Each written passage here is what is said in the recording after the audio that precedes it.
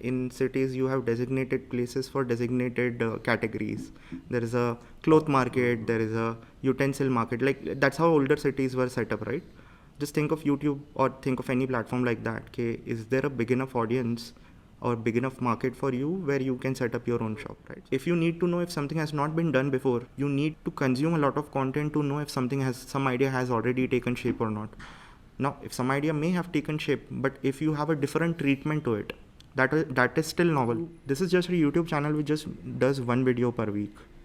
What if we had been a TV channel which had to do 12 shows every week and fill so many slots? So if you think about something like MTV, they came up with IPs after IPs, right? And highly successful IPs. A lot of these channels create a lot of successful IPs.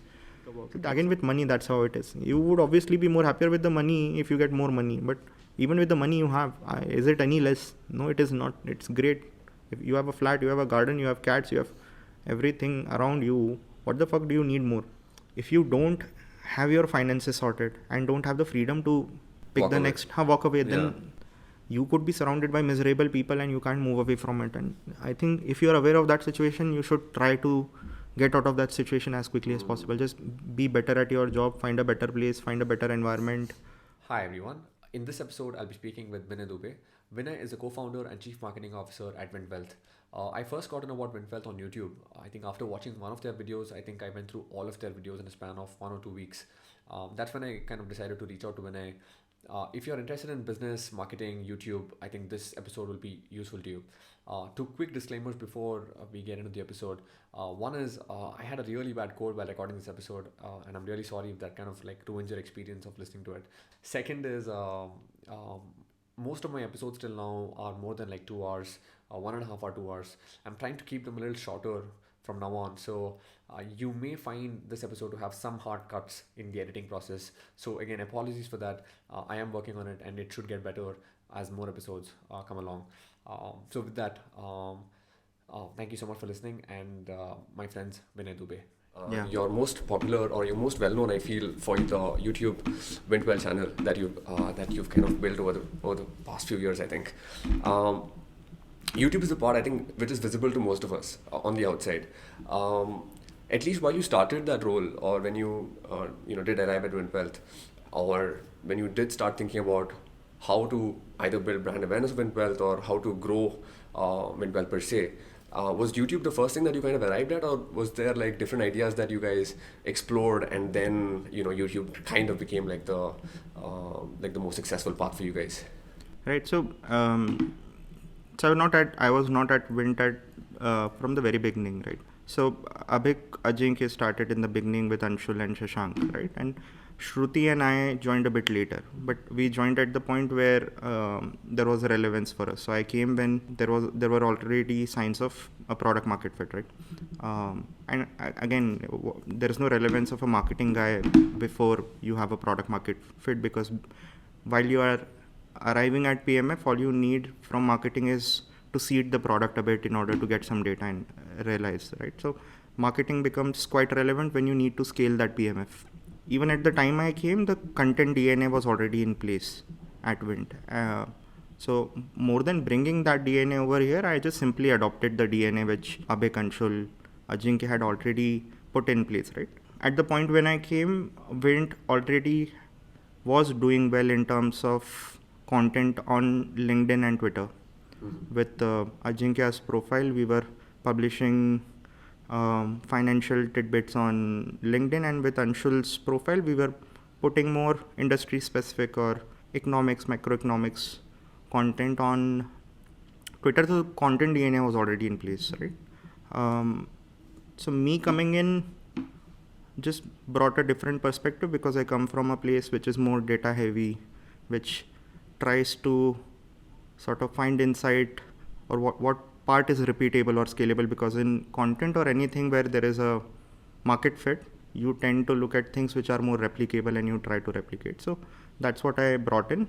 But YouTube was something which we had just started at that point and we had not cracked it yet. In fact, even after I came, it took roughly a year or year and a half before we saw our first breakthrough on YouTube. What do you mean, like first breakthrough? Like a 100,000 simply views? A video which was able to cross 1 lakh in views or get to 500,000 views, right? Prior to that, most of the stuff that we did would land somewhere around 5,000 or 10,000 views, right? So when you think of anything content, right, whether it's YouTube or LinkedIn or Twitter, think of it just like you think of product market fit. Over there, the content is the product, and the currency which people pay with is their time and attention. It's PMF, so it took almost a year or more than that to just figure out what the right topics, what the right packaging looks like. All three platforms have a decent audience, a decent market for wealth content, finance content. LinkedIn, Twitter, YouTube. What we had started to realize on LinkedIn is LinkedIn has started to prioritize more workspace content over other topics, which what does that mean? It means they are more interested in content related to career, job opportunities, workspace culture. So we were seeing a shift in their algorithm prioritizing content which was more career centric, more work culture centric, right? And we saw a saturation point on LinkedIn in terms of how much reach, even the best of content, right? There are much better creators than us, even outside of India, right? And even their best creatives were getting capped at a certain reach and engagement. So we felt LinkedIn has saturated, or the algorithms are not favoring the topics which we want to work in.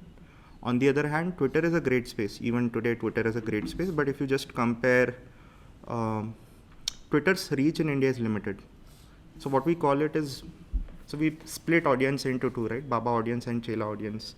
Babas are sort of influencers or sort of people who have authority in topics, and Chelas are people who follow their content or sort of are learning, largely there to learn, and Babas are there who are largely there to voice out their opinions, right? So Twitter is a very Baba-centric platform. You get higher density of people who have authority in topics, but it has very limited reach. If you'll just compare monthly active user of Twitter in India versus YouTube, the difference is abysmal, right? YouTube would do roughly, I think, 300 to 500 monthly active user. Twitter, I don't think it's more than 25 million monthly active users. So it is, there is significant. So obviously the market on YouTube is bigger. If you would have observed YouTube over the past few years, financial content consumption just went off, right? Like so many creators are popping up in finance. That's a sign that that category clearly had a wide space. We came at a late point where a lot of creators had already built a lot of reach and authority on platform. But still it was growing. So you have a bigger market on YouTube. You have good category consumption for finance on YouTube. Plus, if you compare textual content with video content, textual content somebody would read and perceive, but the time they're spending with you is way less compared to when they actually look at a long form content, because in long form content they're spending on an average 6 to 7, let's assume you publish content between the length of 15 to 20 minutes. The average watch duration would be 6 to 7 minutes. Versus textual content, people would spend hardly a minute with you because they'll just skim through it. So maybe a 30-second, 1 minute tops they'll spend with you and they'll just bounce off. So long form lets people spend more time with you. So when you are judging a place where you should spend your time in terms of content creation, you first need to look at, okay, does that marketplace has a audience for me or not, right? So just think of social media or different platforms as marketplaces for content, and you just need to see if I can set up a shop here and will I get a big enough audience. Like in cities you have designated places for designated categories. There is a cloth market, there is a utensil market, like that's how older cities were set up, right? Just think of YouTube or think of any platform like that. Okay, is there a big enough audience or big enough market for you where you can set up your own shop, right? So, and second point is, one is obviously the horizontal bit, okay, how many people are there, but there is also depth. How much time would they spend with me? Because if you really want to solve for attention, you need to get them to spend more time with you and create a habit of spending more time to you. That's how they get into a state where if you appear in front of them, they are more likely to have a conversation with you rather have a conversation with somebody else, right? So YouTube offers both depth and it's very wide market, right? So that's how we decided that we prefer YouTube over other platforms. So one thing you also mentioned is that there were already a lot of financial influencers Yeah. who were doing a lot of finance content, but you also said there seems to be a desire for people to consume finance content as well. Yeah. So, but the trick is like, how do you? So even in your, I think, YouTube evolution of the channel, I feel like I think initially there were videos of. Do you need to buy a car or rent a car? Yeah. So very not interview based, but just informative stuff like that. And I think it evolved into like IIT founder versus this founder. Yeah, it went more towards storytelling rather than being highly informative videos. Again, even those packagings had a novelty in them because nobody had done many of those packagings. See, in finance, the content is finite. The conversations are finite. There is a topical nature that the same conversation may happen next year also. For example, tax saving. Same conversation is going to happen next year also. So you can repurpose your content. But if you think about it from a common retail investor perspective, they don't need to know beyond a certain point, right? With the exception of content related to market, equity market, stocks, where you can do content every day and you will still have a lot to talk about the next day also, right? Because it's volatile, so things are changing so rapidly that you have endless supply of content. So if anybody is creating content on stock research, on commenting on equity market, sharing their point of view, they have unlimited supply. But if you leave stocks and equity market out, or trading, or in general these things out, the topics are finite, the conversations would be finite. You don't have infinite amount of, right? So that's one of the limitation when you just stick to info based content, right? Well researched info based content, that if every content creator is creating content which is info based, everyone will saturate those topics really fast, especially if there are enough number of good creators in that category. So that is one limitation, but that wasn't the primary reason why we shifted more towards storytelling. I think the way we articulated our channel was that our channel should serve the purpose of helping people have a better relationship with their money. Let's just simply understand difference between two words, right? When you say personal finance, it feels very dry, right? But when you say a word like money, it suddenly becomes a lot more emotional. It gets very emotive, right? So that's just the subtle difference between how do you look at things. If you are going to keep it very functional and dry, like personal finance, wealth creation, etc., then I think it doesn't give you an idea how do I get better with my money. It just gives me tips and pointers, but doesn't really. So when you talk about, let's say, money, or when you get into money conversation with people, it gets a lot more emotive. There is a face to the problem. Somebody that has gone through a similar journey or ordeal, somebody who has achieve something which you wanted to achieve, right? So it not only helps people get the info bit or the insights which they need to become better, but also adds motivation, it adds hope, or it gives people certain benchmark. This guy started similar to how I started my career. This guy also has started in IT. I am currently in my second year or third year of my job in IT, right?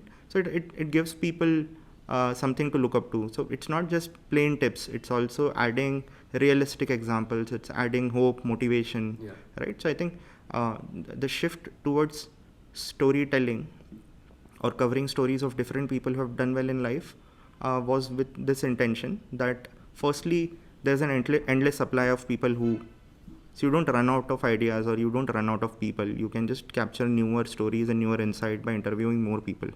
So the supply issue is solved. Essentially, you can replicate your idea again and again. Is it though? Like, I mean, I know it's hard to screen and find talent, and casting is really the bottleneck of content creation when it comes to this sort of content. But relative to finding packagings which are just info based, you will really run out of ideas over there rather quickly than finding insights by talking to people. It's difficult.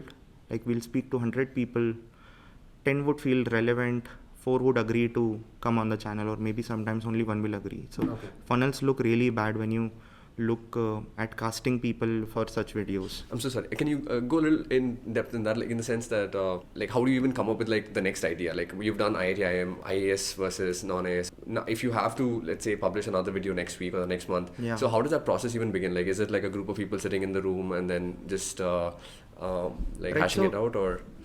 So yeah, like like a large part of credit obviously goes to my team because they come up with a lot of these packaging ideas. But what we essentially call these are just packagings, right? So what we basically try to do, we sit in a room and we come up with packaging.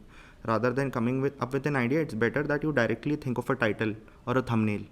So you imagine a title and thumbnail, that's the packaging of the content. And if you are able to imagine a right packaging, we'll get to the part what is the right packaging. But essentially it's a people sit in a room and come up with different packaging ideas, right? For example, IT versus IT versus non-IT is just a packaging, right? Now, how do we think which packaging works better than the other one is, that's what 1.5 years went into. Like it takes that long to think which is a better packaging. Now, if you have to simply, if I have to just articulate it simply, which is a novel packaging. Now, if you go into defining novel, it is something which has not been done before. It is fresh, yet a lot of people will take interest in it. If you need to know if something has not been done before, you need to consume a lot of content to know if some idea has already taken shape or not. Now, if some idea may have taken shape, but if you have a different treatment to it, that is still novel. So what you essentially have to do is spend a lot of time in market understanding what is already saturated in the market, what has already been done. So you have a realistic idea of what will not look fresh, right? Once you have done that, then you just need to come up with ideas which are distinct from it. But second, you also need to have that when people spend time on YouTube now, the difference between something like YouTube or a Google search is YouTube, Insta, Twitter, LinkedIn, all are these are what we call discovery algorithm. People discover stuff, people keep on scrolling. So when they spend time over here, it's not a very serious consumption like search. When people search into a topic, they may want to go very deep into that topic. Like if you open a wiki page, you end up opening 5 more tabs after it. So that's a different behavior where there is very serious research oriented consumption. But when people are spending on discovery, most of the time people are just trying to take a break. They can't consume very heavy research. They will only consume something which they are deeply curious about, which they feel is very entertaining to them, or something which they can consume very naturally. Now, if you think of it in that way, then you will need to also care for the content to be entertaining enough, right? So essentially, instead of just creating info-based content, you end up creating infotainment content. So in that, you need to sort of understand that the person is going to largely decide emotionally. It's not a rational decision. The decision is like, do I feel like watching this content right now? And that's a very instinct-based decision. So it's mostly an emotional decision. It's not a rational decision a person is making or thinking whether I should watch this or not, right? Now, if you think of that, then you just need to create, let's say, an ability or a skill that how likely do you feel you would watch something. When you're deciding packaging, you need to sort of be very ruthless. See, a lot of ideas are good. You need to create that. So what I call this in my terms is it's sort of like an emotional barometer. Sometimes some packagings will come in front of you which will feel good, but you need to remember the packaging which felt great, right? For example, if you're spending time on YouTube, just try to register the feeling when you come across something you eagerly feel to watch. Just try to remember what that content was and how did it make you feel when you looked at that title or thumbnail. And when you sit down and finalize ideas for yourself, try to recollect that feeling and try to judge whether an idea is creating the same sensation in you as that packaging did. So what I try to, for example, for me, the peak of emotional barometer is my first Uber ride. I'm a tier 2 boy. I had never been in an AC conditioned car where I'm riding on a referral. So I'm not paying and going to Marine Drive with my friends. So you try to recollect certain things which emotionally feel that great. I'll instinctively again relive that memory. It's such a strong memory, right? So again, when you're consuming a lot of content, you need to stop consuming it as a consumer and also be aware that if you're consuming something, try to remember what it made you feel like.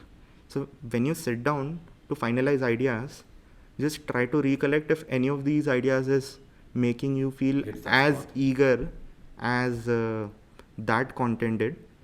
And that's one of the way. Again, this is not something people will achieve overnight. It's sort of like a practice. You will have to stop consuming content as a consumer. It is very painful because whenever you sit down and consume content, you're trying to relax, but instead you have to be analytical about it. You have to think, why the hell am I watching this? What does it make me feel, right? And if you recognize those feelings, then you would also be able to use them when you decide your ideas. So even when you're watching like YouTube, let's say are you very conscious not about right now, but when we had not cracked anything and we had the mandate or the pressure to figure it out, then yeah, I too was consuming content, keeping in mind what am I consuming and why do I feel like consuming certain content and not other content. There is a caveat to it. The caveat is I sit at the center of my target audience. I match with my target audience perfectly well. What does that mean? What that means is if you're trying to judge things with your own personal judgments, then you need to be part of the target audience. For example, if had we been a brand which is targeting 18-year-olds, I can't take decisions as per what I wish, right? So this only works for me because financial products and services, I'm in the relevant age group for that. So I can drive it with my own judgment. Had I been a founder of a company which is focused on college students, I would rely more on the judgment of people in that age group and create that similar ability in people in that age group and rely on their judgment. What do they feel like watching more? It's another skill. If you are of a different target audience and you are trying to build for a different target audience, then to see things from their point of view, to empathize with them and to sort of find relatability with them, you need to sort of empathize, spend a lot of time with them, understand a lot of different stuff. So I find it easier to build stuff which is of my own age group, my own income class, etc. Right? That's the easiest thing to do. So if anybody is trying to build something and they're just starting, I think it's easiest to build for the same TG as you rather than sort of build for another TG.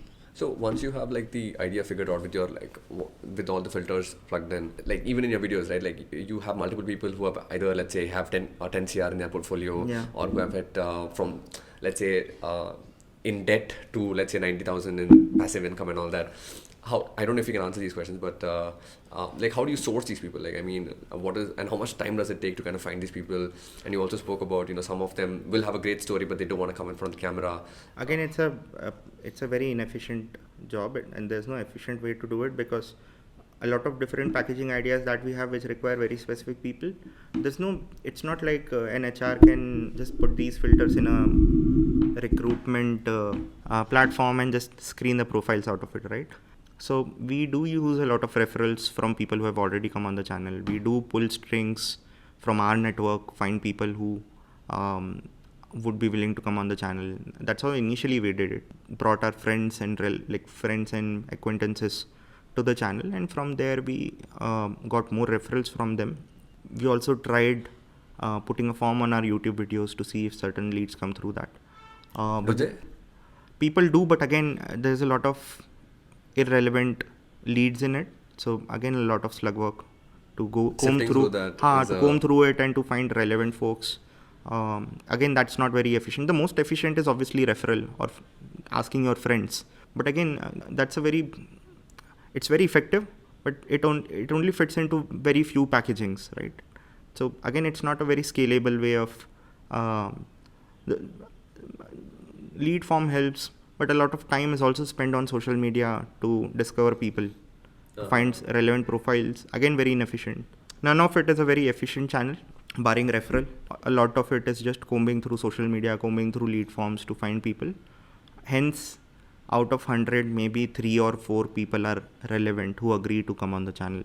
So takes a lot of time, significant amount of time for the team to pull it. So if you have a storyline, let's say you'll already have like 3-4 contenders for that particular video, and then is that how it works, or generally you'll have like one person who you'll have in mind and No, we first decide what the packaging will be and then we go about casting for it. For example, one of our casting was about living in a metro versus living in, let's say, an offbeat place. So we did one of the videos where we featured one couple from Dehradun and we featured another couple from Bangalore, and we did a comparison of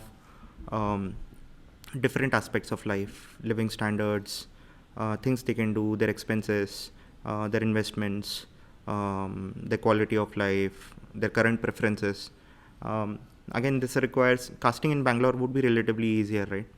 Because we have a network over here. We can find people who are in Bangalore, but finding a couple who has settled in Dehradun, which is of the same pay scale, because we can't do an unfair comparison. We need a couple which has a like-to-like salary, right? And a like-to-like life stage also, because comparing somebody who's in their 50s versus 30 also doesn't make sense, right? So narrowing down to that and finding somebody in Dehradun So again, some of these packagings are really tough to cast, and team spends probably a month or two at times to find the right person for these videos. Is casting the most difficult part, would you say? You can still go about casting. The harder thing to do is to come up with packaging ideas which work. That still remains challenging, because had it been pure entertainment, and not saying entertainment is easier, but it's easier. We consume entertainment the most as People. People in general. Like if you think of it in terms of how much consumption you do in a day and you break it across category, entertainment will take the maximum share of the pie. So it's you. If you have consumed, then only you can ideate, right? If you have consumed, then you look inwards and see what I've consumed, what is not novel, and I need to come up with an idea which could look novel, right? So you will generally generate a lot more ideas for entertainment compared to other categories. Now it's easier to do more entertainment and less info. But if you do end up doing that, then your authority would build as an entertainer, not as someone who's providing info, not as someone who's providing financial literacy or wealth stories or wealth insights, right? So it still gets trickier to come up with new ideas which can turn into IPs which replicate, because we don't want one-time wonders. We need packaging ideas which could be replicated. The results should be replicated. Again, if you end up finding something which doesn't replicate, then it doesn't really help. Because it's a one-time video. It's a one-time video, right? It doesn't really work. You need to be able to at least do couple of episodes out of that idea. If the idea is not episodic in nature, if you can't do a series out of it, then it doesn't really help. Maybe a one-time video is fine. For example, some of our videos are like that: IAS versus CEO, IIT versus non-IIT, IIM versus non-IIM. So it has some replicability. You can replicate the results, and that's how businesses are built. You need ideas which replicate really well. If you found a channel, it shouldn't just scale 1 month. It should scale month on month, right? So again, for businesses or startups, anything that they do where they apply certain ideas, those ideas need to be effective not just once, but they should replicate month on month and scale. It's okay if you runs out of fuel, because every channel, every idea reaches a point where it saturates and you can't extract more out of it. But then you need to have ability to come up with another IP, and IP after. And another thing is, as soon as you figure something out, you have copycats, because soon as you have built something, it starts to become commoditized and there are more copycats, and we have had a lot of copycats, right? So again, one thing is you can let yourself be bothered by copycats, or another thing could be you create the ability within the team to deal with it by coming up with fresh IPs, right? Like the way I think about it is, let's say this is just a YouTube channel which just does one video per week. What if we had been a TV channel which had to do 12 shows every week and fill so many slots? So if you think about something like MTV, they came up with IPs after IPs, right? And highly successful IPs. A lot of these channels create a lot of successful IPs. So that sort of ability, a YouTube channel. So YouTube is not very different from TV if you think about it.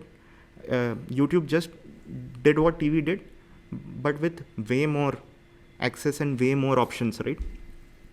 And YouTube's algorithm behaves exactly like how TV's algorithm behaves. So if you have to think of a model, how should I build YouTube? You don't need to look very far. If you'll just see a lot of things which are popular right now are the stuff we used to see on TV back in 90s. There are food shows, food vlogs. Yeah. Kunal Vijayakar, like I forgot his name, did similar food shows on road, visiting different Rocky and sorry, I forgot the name of that duo. But if you see a lot of stuff which is being done right now, these are IPs which a lot of good TV channels had created in 90s, scaled it, and if a lot of shows used to be around doing redecor of houses that used to appear on TV channels. A lot of content on YouTube is like that. So a lot of IPs which you see right now are not really original. Somebody has done those ideas on TVs also. Yeah, it has scaled. It has, and many more IPs have come. YouTube has obviously brought more shows and a lot more democracy to content creation. But if I think of a TV channel which has to do so many shows in a week, And again, a show may run for a year or two, and that IP will get saturated or hit certain point where its viewership is not improving. Then they all again need to come up with another IP which replaces that time slot. I think that sort of ability is something people should, and we are not there yet. We also need to create that ability to create IPs after IPs which are highly successful, and we are okay if somebody steals it, copies it, that's fine, because we can always come up with another IP. I have actually seen, I think, I don't remember the company's name, but I think I've actually seen another company which is also into financial services with the exact like thumbnail that you guys have. I think the green. Yeah. I don't recall the name, but that's all right. I think that is something we'll just have to accept, because that's not going to stop any time, and we just need to get better at building more IPs and creating more successful IPs. In a way, that's good. In a way, that means you're successful as well, right? I mean, they say like, what is that? Imitation is the highest form of flattery, and yeah, I think that's all right. It's all good if you have to just talk to yourself. You can tell yourself these things, but again, the bottom line is the same. Like, create the ability, have that creative ability to figure out newer IPs, so that you're always ahead of others in terms of content creation. So I wanted to understand, like, what has been the audience reaction? Like, I mean, have you heard like stories or like people? At least when I was doing the research on this podcast, I think I saw somebody on Teachers Day. I think they had posted like Ajinkya's profile as, you know, he's my teacher, and you know, I think you reposted that. So any stories or any feedback that you might have received from the audience per se? Again, we get a lot through comments itself. Uh-huh. We don't need to look anywhere other than the comments. We don't read that much into it. We do look at the feedback seriously and see if it, again, a lot of feedback is from a perspective of a person. What we tend to look at is this something which a large part of the audience will feel like? Because an individual, again, you can't pick every problem, right? You have to pick the problem which most of the people are facing, rather than looking at problems which few of the people are facing. So when we look at this stuff, it feels great. It just validates that the idea is working. But yeah, on the feedback part, we do look at it seriously and tend to screen for feedback which a lot of people may be facing. For example, if somebody has said that they've seen audio issue in past few videos, that becomes a very important feedback, because it's not just one person, it's a lot more people. Like what one of my co-founder Abhik calls it is cockroach infestation. If you see one cockroach, you can trust that there are going to be many more cockroaches in that house, right? So you need to find problems which are of that nature. If you see one, you believe that a lot more people are facing that similar problem. And again, even the feedback which fewer of the people are facing is important, but again, in terms of how much bandwidth we can put into solving for different things, we need to prioritize which affects a lot more people over which affects fewer people. Yeah, but yeah, comments and all are great. Like, it's great to get that validation constantly. Initially, when you start, you need it a lot more. Yeah. Later, again, the dopamine goes away, man. I was just going to ask you that. Like, I mean, do you ever reading the comments and looking at the views and all that, does it drive you, oh my god, if the next video doesn't do like 100K? Not really. When it took us 1.5 years to reach the point where our first video got successful, right? So we already had practiced a lot of patience, and again, our POV on YouTube is very long term. It's not short term gains. We don't really take that pressure of each video doing certain level. Obviously, we are performance centric. We do want to do better video after video, but again, just being sad or just being pessimistic about a certain video, if it doesn't do well, that we just need to figure out why it didn't do well and try to not make the same mistake again. Nothing much more than that. Yeah, we would want to get to a point where if we take 4 or 5 attempts every month, we have a lot more success. Our hit rate should be more. If we do 4 videos and only one video makes it to 1 million views, then we would want 2 videos to get to that point. So we do want to get to that point, but time pressure doesn't help in these things. Taking a pressure of time has never helped figure things out faster. You need to take pressure of things are not working. That itself is enough, more than enough. If something is not working to the extent you wanted it to work, and you objectively know, even in hindsight, you know why it didn't work. You just need to iterate on that. You just need to care something didn't work. Then taking that unnecessary pressure of whether I need to make sure this works within a month or 2 months or 3 months, that doesn't really help. If you know your team is putting their A game, is very self-aware, has an ownership mindset, then they already put a lot of pressure on themselves. उसके ऊपर unnecessarily putting more time pressure and unnecessary pressure, it doesn't really solve for anything. But for a corporate channel, that'll be difficult, I think. Right? I mean, in the sense that, I mean, you guys have done well, but I'm assuming like other people who are probably trying Only to market. those would put time pressure who don't know how to build it themselves. Right? If you know how something is to be built or how something gets built, in general, if you know, if there is someone who has seen how PMFs are achieved, how PMFs are scaled after that, would know what kind of input goes into it and would be able to judge if the team is putting a similar input, would obviously have a level of tolerance where how much do they get involved.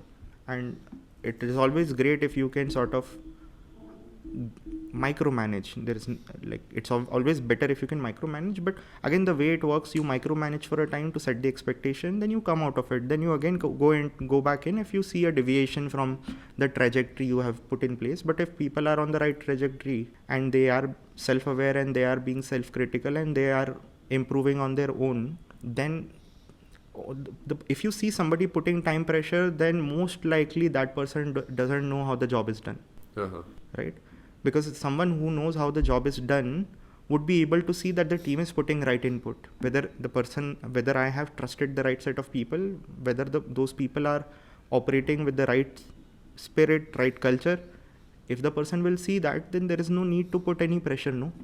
Because it's an eventuality that they'll figure stuff out. Whether they figure it out in a month or 2 months is irrelevant, because once they figure something big out, you are going to milk it for a year. What if a team, like I'm trying to get to the aspect of like, when do you think people should ultimately like give up? Like, is there a point where you've been at it for a year? Where you have very high proof that the PMF doesn't exist, the market doesn't exist. For the videos that you're making, is it? Anything, if you think that you don't have any marketplace where there is a market for the kind of content you want to make, then you give up. Because see, it depends, right? Like a lot of things are very original. That is what you call category creation. Now, the category didn't exist. I started creating it because I had huge belief in it, and now suddenly I've created a market for something new. So there are people who are original and who do a lot of content creation to the extent that you would say they've created the category themselves. But after a certain point, you would have to doubt whether there's a market for the kind of content you want to do or not. Even if it is very original, you need to see if you are building. See, you will reach a point where you will believe that this should have worked. There is nothing else I can think of improving in it. And you have done a couple of those. Now, if you are not able to crack the market, and YouTube does take some time, you would have published the video a couple of weeks back and a couple of weeks later it would suddenly pick up. So obviously you need to have some patience, but after all that patience and after creating the content where you can't see any scope of improvement and you have done videos after video, if you don't really see it working out, then you need to doubt that there may not be a market for it. Right? So if you reach that point where you can conclude there is no market fit, then you can just close the chapter. But yeah, evidence of market need not be through your content. Again, if it's a category which already exists and there is enough content in that category, then you can already see other creators who are landing. You can see the number of views they are generating. Just pick 4 or 5 best creator in your category and just see if they're doing well. If they're already doing well, the market exists. Then it's all about that you have not been able to figure it out. But how good of an idea is it to, like, if there's let's say podcasting, right? Like, it's an established market and a lot of big players. Like, how wise is it for a person to look at the market? Obviously the market exists and obviously people are spending a lot of time and the creators on the other side are making a lot of money. But looking at that, how wise is it for a person to kind of start something? Because it's ultimately, I feel like it's also a winner take all market, right? Like, in the sense, or like a duopoly, not like a few players. See, which will take anything where there is a marketplace, there is going to be a power law at play. So it would be that the 10% is taking away the 90% of the attention. That is how algorithms work. They'll always, whether you take Spotify or you take any marketplace, Spotify too is a marketplace of songs, music, right? So over there, the top 10% talent will take away the 90% of streaming revenue. There's no surprise in it. Yeah, Taylor Swift and I think Drake will take up. They'll take up, and rest of the creators are sponsoring that revenue. Even if they've generated it, the large share of the pie goes away to them. And that's how any marketplace is, right? What you have to look at is, firstly, podcasting. Again, for me, podcasting is not a topic or not a category. It's a form factor. It's a way to treat the video, that two persons sit in front of each other and have an interaction, which is nothing different. It's just a new way to repackage interviews, right? You need to look at what the podcast is about, whether it is about health, whether it is about sports, whether it is about, so you need to look at things in terms of topics. Now you treat it as a podcast, that's just a treatment of it. You can also treat it differently. And you need to see if in a certain category or topic where you are thinking of building content in form of podcast, whether there is a white space. What is a white space? White space, again, going back to novelty. If you have a novel idea which somebody else has not done, then you can... Like a podcast about artists or some niche that no but one let's is say talking there about. are a lot of podcasts about artists, right? Then you need to figure out, okay, this already exists. A lot of good creators are already successful with this. So if I just do the same, I'm not going to get attention. I need to differentiate myself, but with something which will appeal to a lot of people, right? So you need to come up with a different idea, different packaging from that person.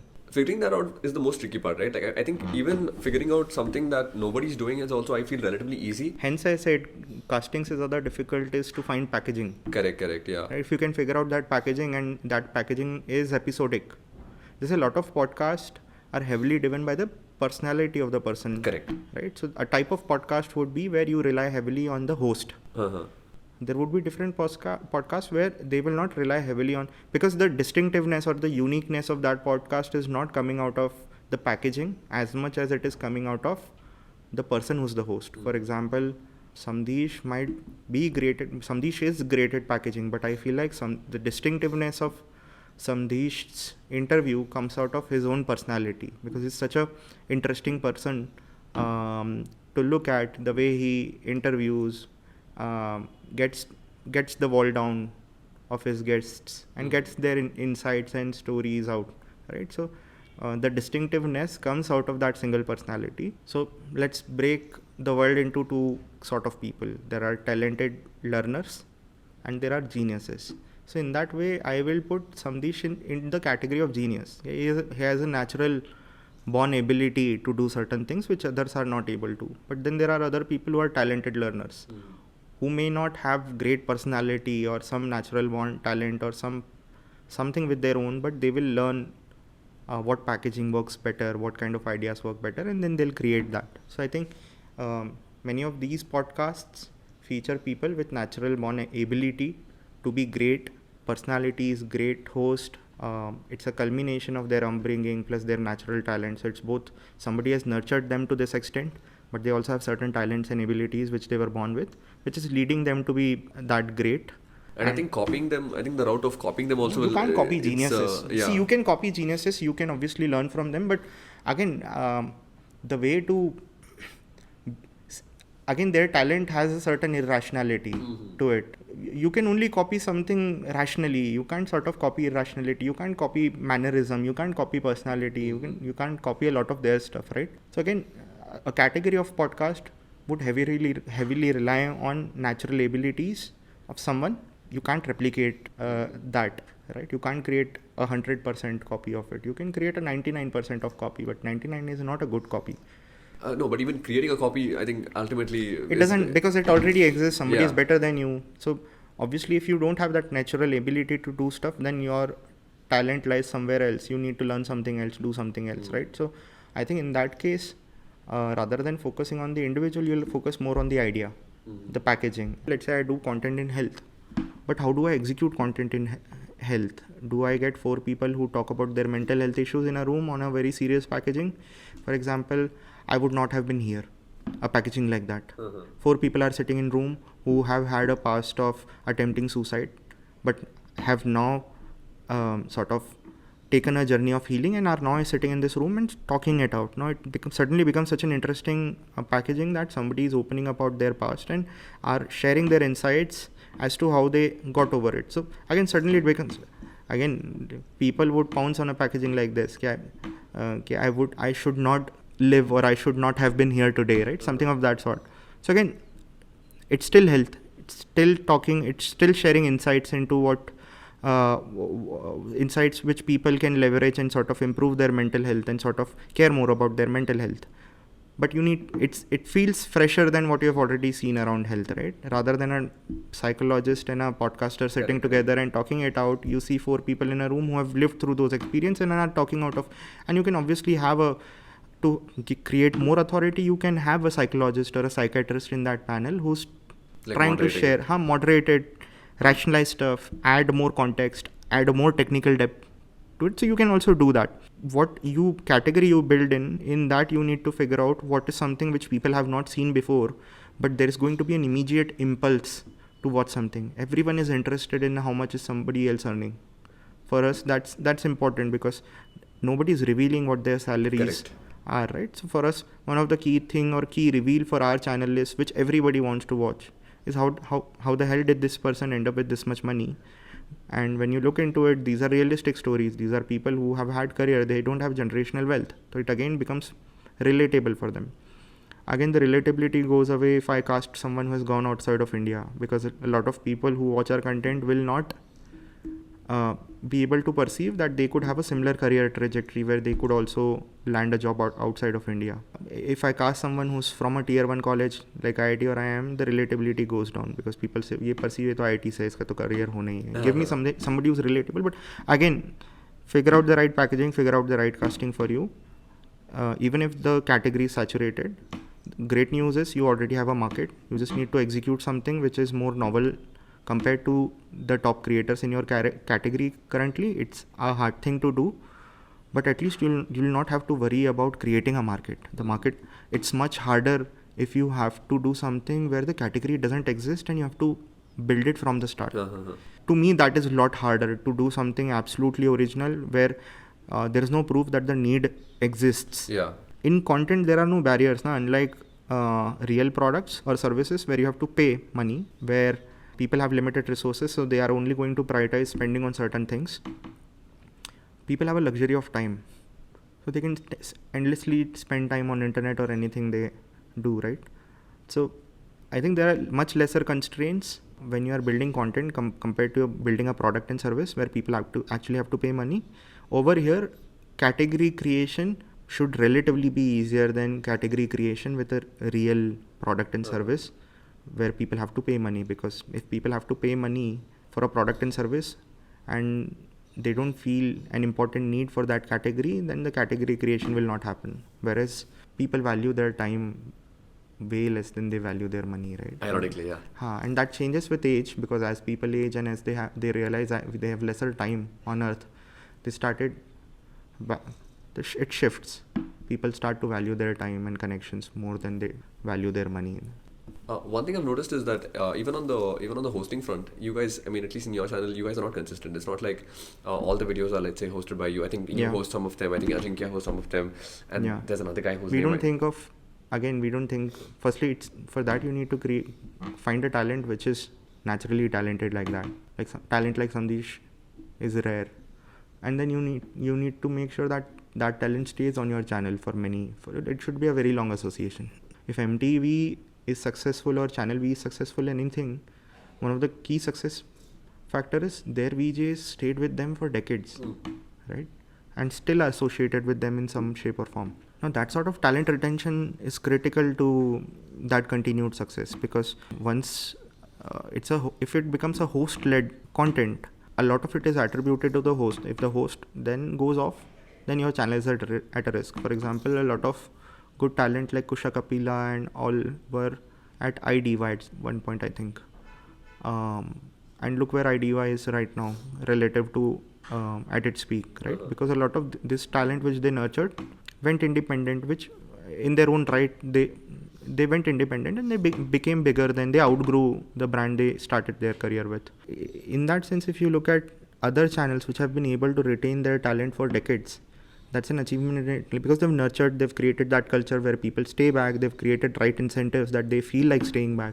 It's not just the culture should be great. People should feel like they're giving their due worth, right? So places like MTV have done that far better. Like, VJs who were there when you were a kid, VJs who were still there when you were an adult.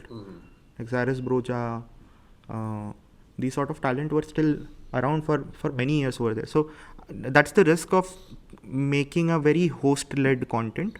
But again, we never thought in that sense. If we would have found such a talent internally, we would have loved to feature them consistently.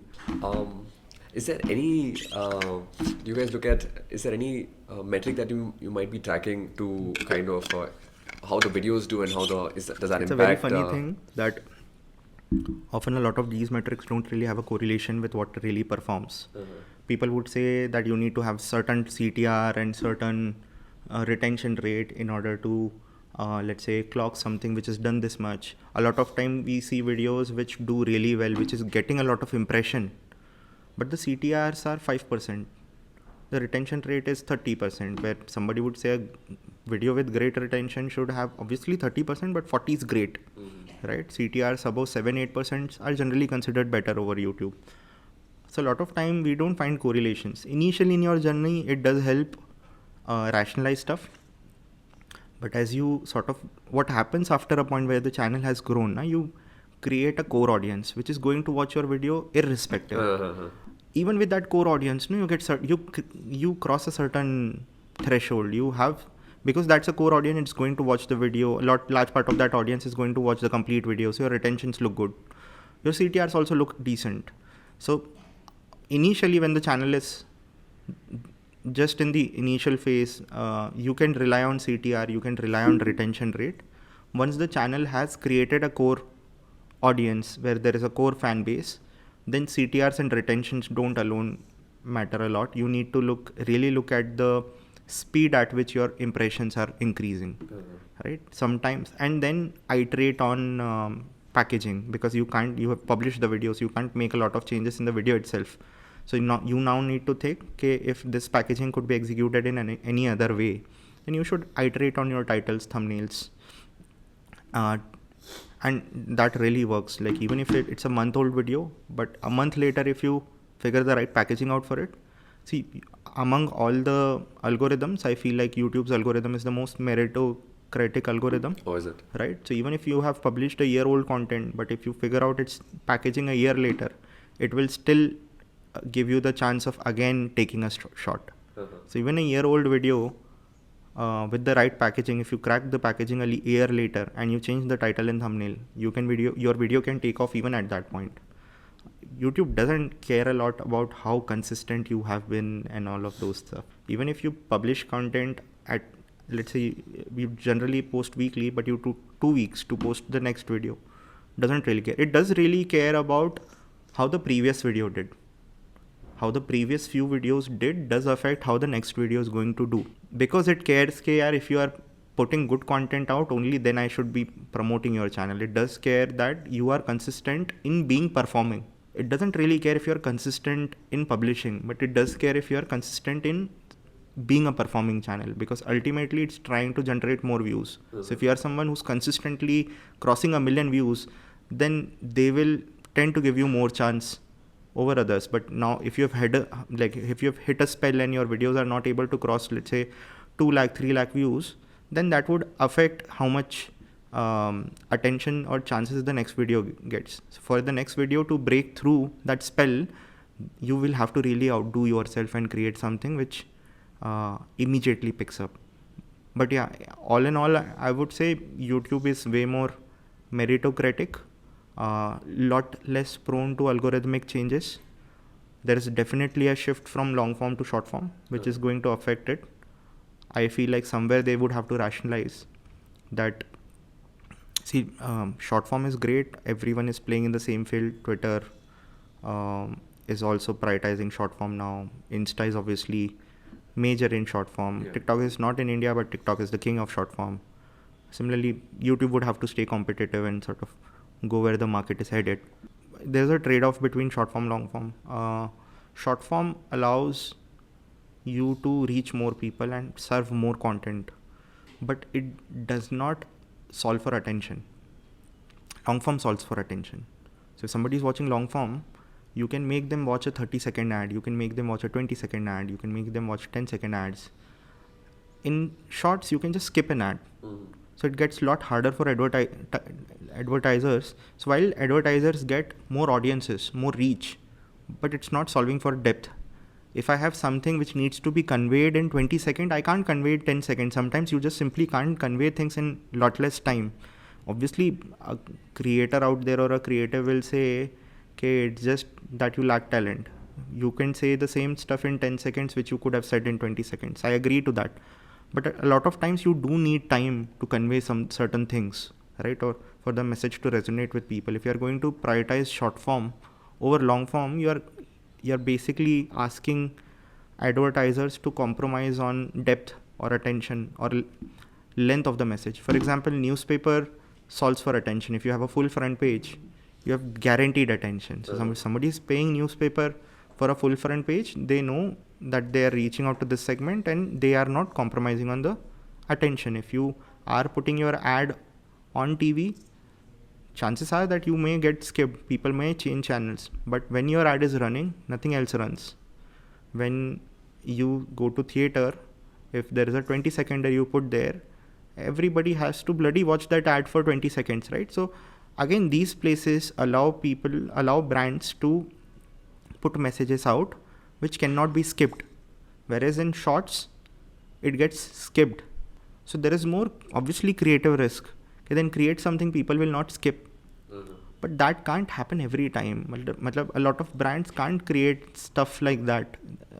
Some of the services products are like that, which will require people's attention, which is not challenged again and again. So prioritizing short form over long form puts that risk. You can definitely reach a lot more people with short form, but you would not be able to spend as much time as you wanted to spend with them, right? By default, if you open YouTube now, you land on shorts ka tab rather than long form ka tab, right? So if somebody is consuming long form, they're consuming it consciously. They're clicking home and shifting to long form, right?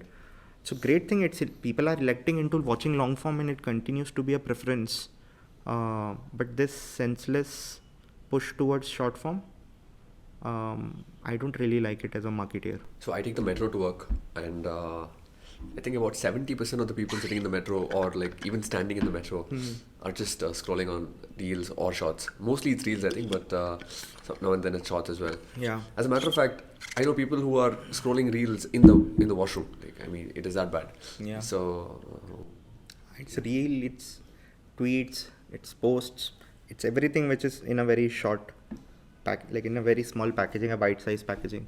I think, like, I find it very miserable. Yeah, like a lot of time I hear songs which are great in reel, but they've already extracted. See, hooks are the better part of songs, but if you just easily get the best part, you leave the rest, like that doesn't work. Like a lot of these songs have great. The rest of the music also feels great, and there's a gratification when you wait for the hook to come again. After listening to the middle part, it kicks more. Delayed gratification has a much better effect. Like the spike feels much better. People are just, it's sort of like, it's like a drug addiction. People are just addicted to the best part of something, and they're finding it much easier to sort of get dopamine, and that's just messed up. Like, it's seriously messed up. Like, I think there should be an ability to consume long formats. It's okay if, like, I'm not a purist in the sense that you should consume novels only, books only. Why are you watching so much content? Bloody, like, people's time, they can watch, if they can sit for 3 hours and watch a full film, it's great. It's their preference that they want to consume media through a screen. They don't want to read words. It's okay. A lot of time where people say that books make you perceive better, you can imagine better. But again, the con over there is I'm limited by my own imagination. When I watch something which somebody else has created, that also brings in new way to see things, right? A new way to visualize things. So this elitist view on stuff, I don't really care about that. But what I definitely care is people should practice sticking to something for a longer time rather than just shifting from one topic to another topic like people do in shorts. It's really messed up. If I can, and what is the connection between, like, connection in the sense, like, let's say the videos that you published, is there any, I don't know, metric that you might know where wintwealth does a lot of business because of, let's say, some video that We you don't published? really track things in that way. Okay. Again, content or brand marketing should help your business do is constantly help you lower the cost of your performance campaigns.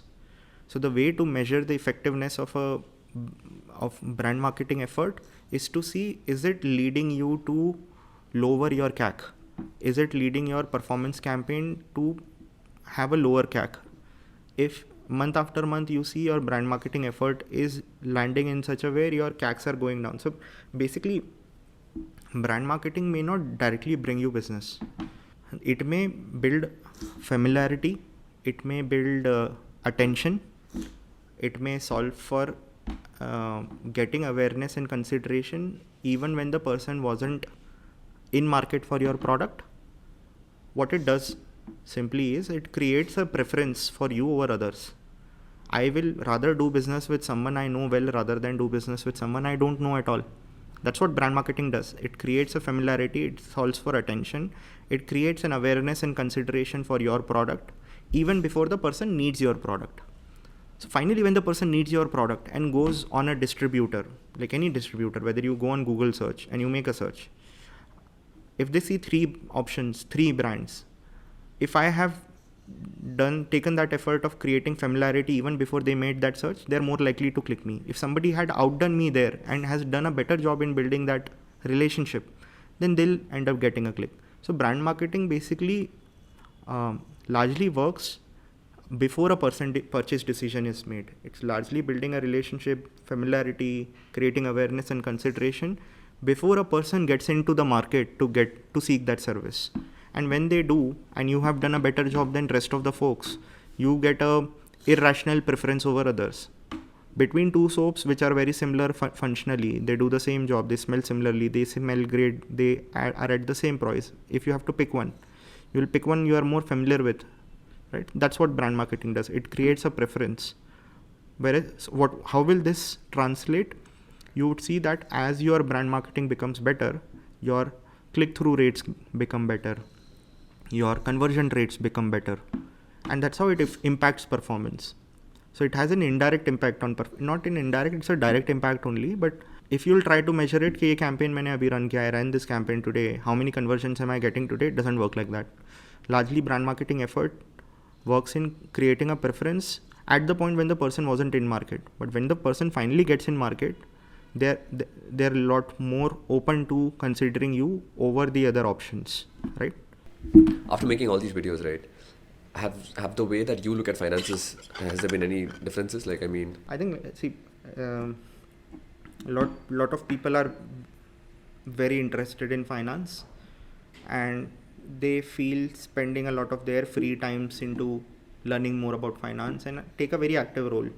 A lot of people they like to spend their time elsewhere. So I fall in that category where I like to spend my time elsewhere. In other stuff, right? I don't take a very active role in managing my money. So for someone who's a passive investor, you don't need to know a lot to be good with your money. You need to know very few things, and you just need to do those things well. You need to sort of some index fund here and there. Have your emergency money in place, have your insurances in place, have a clarity. So in your insurance and emergency protects your downside. Any downside will come. I have my emergency money, I have my insurance in place. So any downside today, I will be able to handle. So now I have to look at upside creation. For upside creation, you will save for future. Whether it's something you need in a couple of years or whether it is something which you will need in a decade. You have a clarity about those things. First thing, do you even have cash flow to be able to afford all of those things? If you don't have cash flow, then you have to work on increasing your income. If you have the cash flows, then are you disciplined with putting that money away, which you may need in 2 years or a decade? To create that discipline that I'm not spending that money, I'm saving that money. And then just picking very basic stuff. Okay, if I need this money in 2-3 years, I should put it in a place where it should not be in a risk in 2-3 years. So you can't put it in a very volatile place. You will have to put it in a place where it will predictably grow. but you can take way more risk with money you are saving, which you will need a decade later. So you can put it in growth funds, you can put it in places where it can grow at a much higher rate, right? Just that's it. So somebody who's managing their money very passively just needs to do these things well. And between 2 or 3 mutual fund, if you look at top 200 mutual funds, 70-80% of their allocation is same. There's not much difference. So if you're trying to sort of find that alpha, you're hardly fighting for a percent or 2% extra. Obviously, compounding over 10 years, that makes a big difference. But again, वो उतना दिमाग लगाना हर वक्त, the mind space you put into that, rather put money into figuring out how do I increase my income rather than focusing on how do I get 1% extra over a decade. At least that way I'll feel better, like I'll at least do something I'll enjoy more than optimizing for that 1%. So again, but for somebody else, they may not find a lot of value in spending time this way. They may prefer, okay, I will extract that 1-2% extra by being very active and very observant of the way funds are performing and getting very meticulous or detail oriented about how they've put their money, right? So again, it's a very individual style, but again, these stories come from different places and different perspective. But if you just narrow it down, everyone is saying the same stuff over and over and over again. It's telling it different way in a different context, but everyone is simply telling the same basic concepts of finance. The reason why we still need more stories, because I found this percent relatable to me, somebody else might find a different percent relatable to them. So still bringing different people out on the channel, because see, a part of it is just how you manage your money, but a part of it is also how you spend your money. And that has you like it creates motivation. If you feature somebody who spend that money in creating a house of their dream, that motivates a lot of people. If you feature someone who spends their money after retiring traveling the world, that motivates people. So it's not just about covering stories about how people have managed to reach that money. It is also about how they spend that money and what values they have in life. What are they doing with their life right now? Somebody has used that money to raise their kids well. Somebody has raised that money to get the house because their parents never had a house and they wanted to have a house. Somebody might likes to travel. So again, stories are not just about how people made money. It's also about how people are spending their life, right? So I think that creates a distinctiveness from one person to another person. And have you thought about an age that you might want to retire at? Like, I mean, I think Not this really. I think in relation to the FIRE movement, I think. Again, a lot of people who have ended up doing FIRE, all of them commonly say that only retire if you have figured out what you'll do after retiring, right? I am fortunate that I am in a role or a place surrounded with people, or have always been surrounded with people I like to work with. So yeah, I'm lucky in the way that I do something which I like to do, like to spend my time on. My brain will rust if I'll stop doing stuff, right? So yeah, as long as I can continue to do stuff I'm good at, I like. So a lot of people who are good at certain stuff don't really like that stuff, but are really good at that stuff. Some people are good at that stuff, they like that stuff as well. So I'm just in a place where I'm good at it, like doing it, makes good money. So there's no reason for me to sort of retire early or etc. Anyway, like I don't have very long-term plans. Like there are long-term plans from the point of view that yeah, this is basic hygiene. If you're going to have kid, bloody safe for raising the kid well.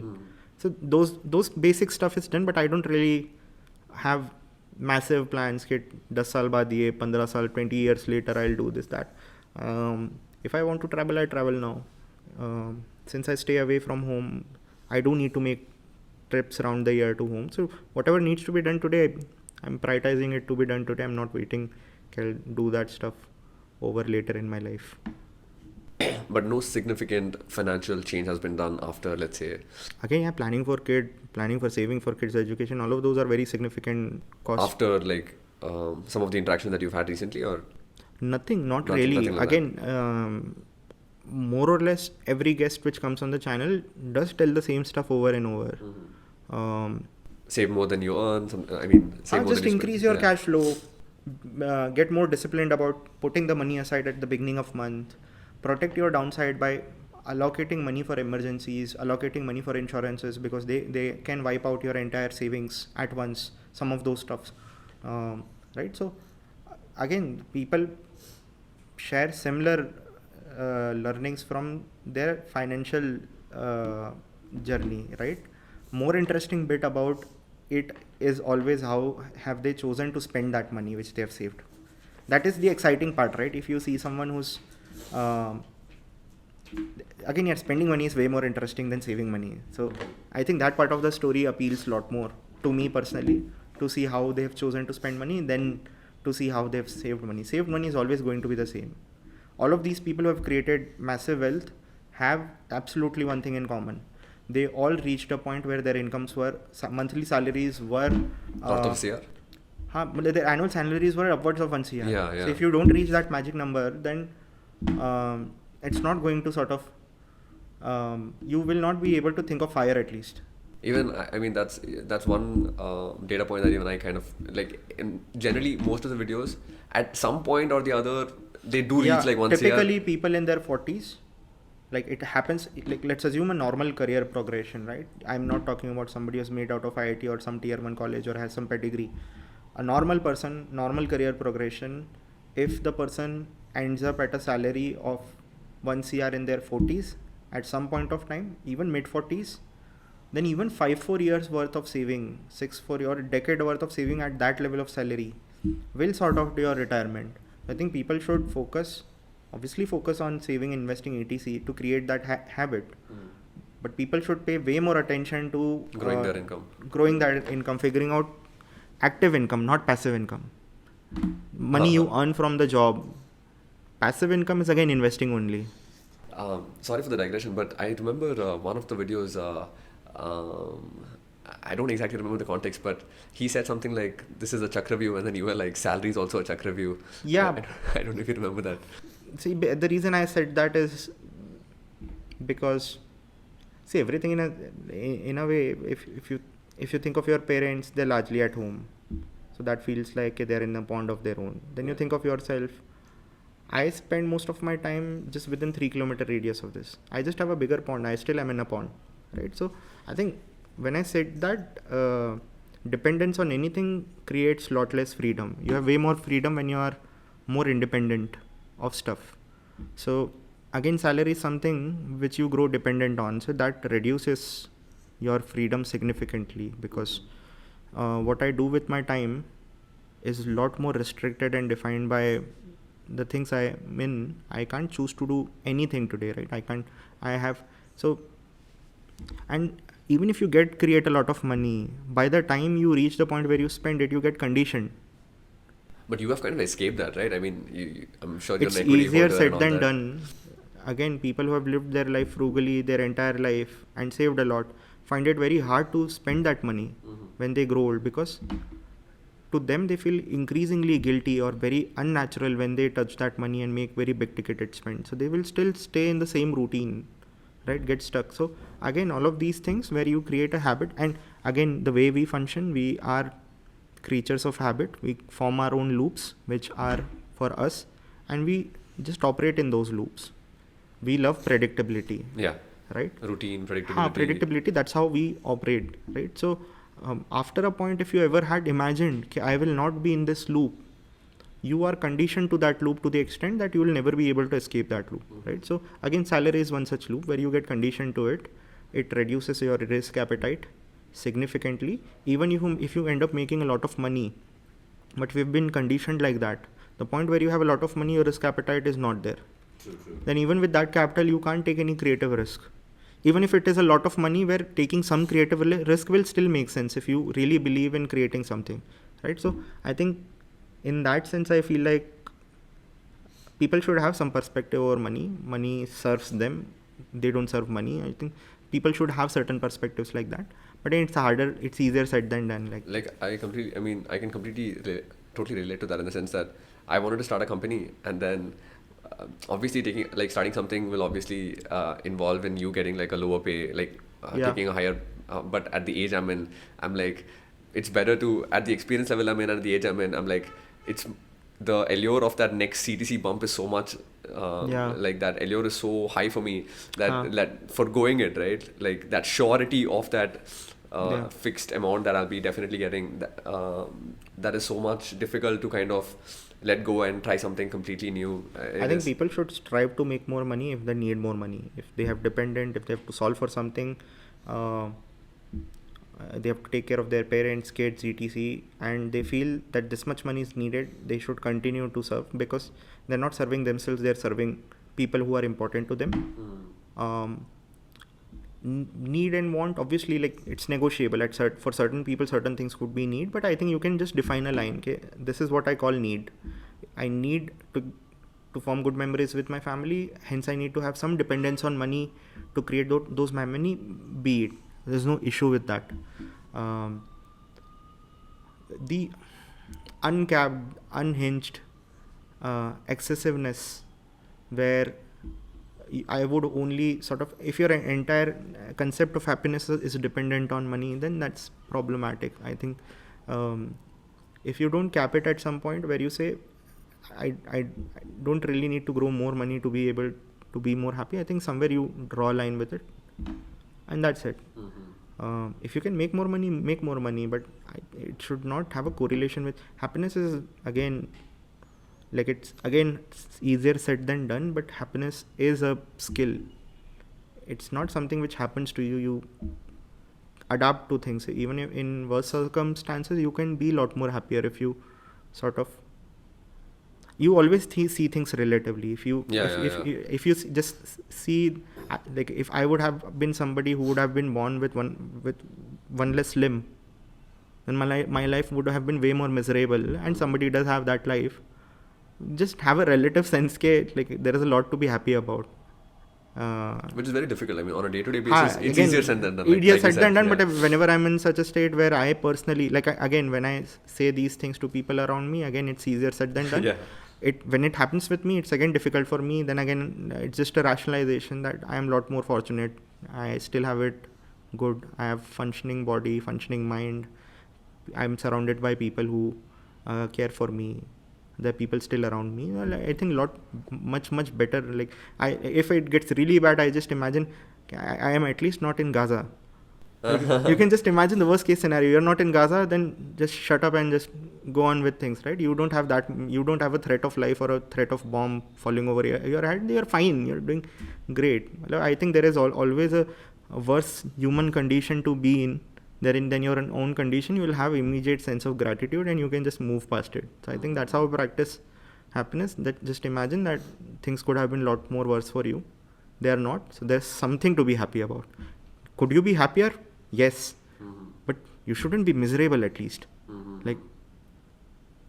So that's just how I think about it. Again, with money, that's how it is. You would obviously be more happier with the money if you get more money. But even with the money you have, is it any less? No, it is not. It's great.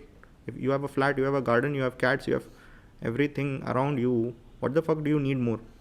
I think it mostly also boils down to the peer network that you have, right? I mean, if all of your peers are, it is difficult, but again, even with that, I would suggest, or choose your peers better. Again, if somebody is going to, firstly, learn to deal with your insecurities. If you can't, then don't surround yourself with people who make you insecure. It's better if you learn how to deal with your insecurities better, 100 times better. Then you can obviously be around people, filter out the shit which they are putting you on, and focus on the good stuff which they can share with you. Because again, all of us, again, there's a very good quote by Ernest Hemingway. He says, all of us are broken, that's how the light enters us. Right? So again, around you, you will not find people who are perfect, right? So everyone would have certain insecurities they will impose upon you, etc. That would constantly happen, but they also have a good part. So get better at filtering the bad part, just focus on the good part. And if somebody is too much to bear, just, you don't really need to hang out with everybody. Again, easier said than done. It's easier said than done. Everything. Again, in job, you need sort of, in career especially, where this is more likely to happen because you spend the most amount of your time in the day at a workplace, right? If you don't have your finances sorted and don't have the freedom to pick walk away, then you could be surrounded by miserable people and you can't move away from it. And I think if you're aware of that situation, you should try to get out of that situation as quickly as possible. Just be better at your job, find a better place, find a better environment, and so and so. And if you can just shut the noise, great, you can stay at that place and continue to function, but a lot of time it is not possible to shut the noise around you. No, I also think that the ability to walk away from any situation is like, I think the ultimate It's the trump card, man. Yeah. I mean, the ability to walk anything, like even relationships or even like work or So I think- anything situation. So the way I think about this is, there are two things. I think it should be your choice. More important is that to be in a situation by your own choice has a lot more freedom to walk away from a situation which is not of your own decision. It's a lot better to be in a place where you choose to be.